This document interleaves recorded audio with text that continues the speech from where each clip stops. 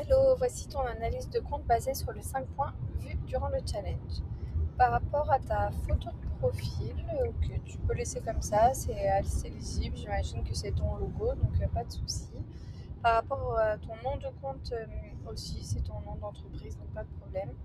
Ici, dans la description, l'idée ce serait d'avoir déjà ton prénom et ensuite création artisanale originale en papier, comme ça on apprend déjà à faire ta rencontre, on sait déjà qui tient le compte et on sait ce que tu fais exactement, comme ça tu es mieux référencé.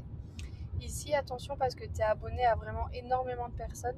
L'idée c'est d'être abonné quand même à moins de 1000 personnes si possible, donc vraiment de venir faire un gros tri là-dedans.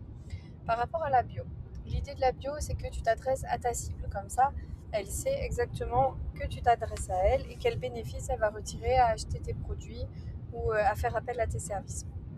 Donc dans ta bio, il faut qu'on sache qui est ta cible, à qui tu t'adresses, du coup, ce que tu proposes et ce qui te différencie des autres qui proposent le même type de produit.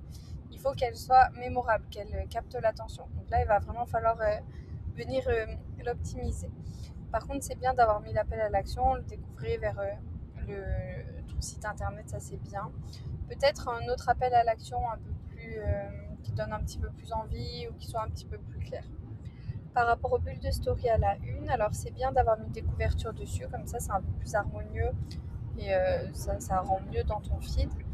Euh, L'idée c'est d'en avoir trois. Donc une bulle avis client, où tu peux mettre aussi les articles de presse, etc., qui va vraiment venir recenser toutes les preuves sociales que tu as, c'est très bien.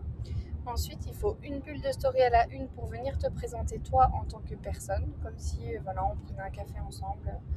Qu'est-ce que tu aimes dans la vie, qu'est-ce qui est important pour toi. Vraiment venir créer un lien déjà de confiance avec toi. Et ensuite, une bulle de story à la une pour venir parler de ton travail. Depuis combien de temps tu fais ça, quelle technique tu utilises, est-ce que tu fais passer des messages en particulier, enfin, vraiment tout ce qui va venir expliquer la valeur, la qualité de ton travail.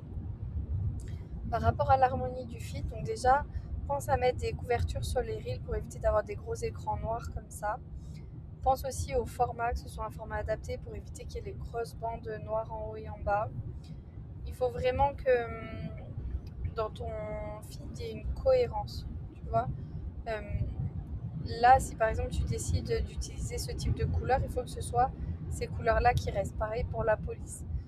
Donc, on pense aussi que ton feed ne doit pas être uniquement un catalogue, ça ne doit pas être que de la présentation produits, bijoux.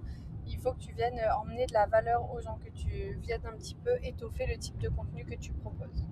Voilà, j'espère que ça te sera utile et peut-être à bientôt sur le mentorat.